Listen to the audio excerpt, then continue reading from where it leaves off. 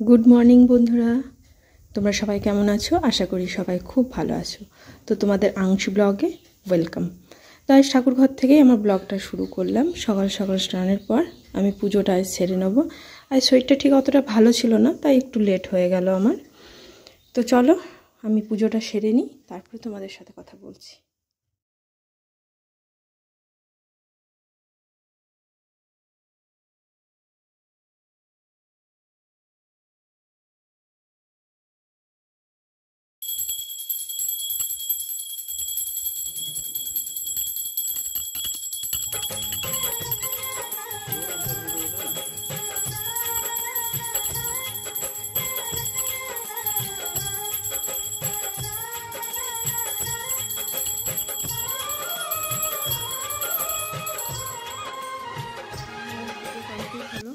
আর এদিকে তোমাদের দাদা ভাই এখন কি রান্না করছো?